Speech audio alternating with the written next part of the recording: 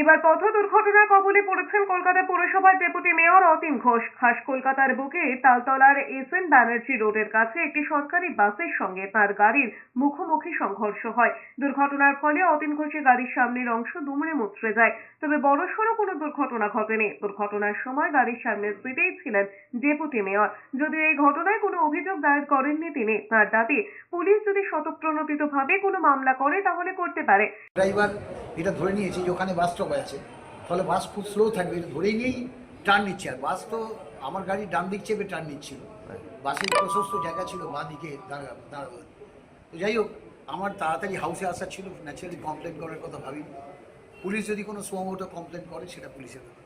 এদিকে শহরে দুর্ঘটনাপ্রবণ এলাকাগুলিতে গাড়ির গতি কত হতে পারে সেই সংক্রান্ত একটি বিজ্ঞপ্তি জারি করেছে লালবাজার। প্রতি ঘন্টায় সর্বোচ্চ 50 কিলোমিটার এবং সর্বনিম্ন 25 কিলোমিটার গতিবেগ থাকতে পারে যানবাহনের বলে নির্দেশিকায় জানানো হয়েছে।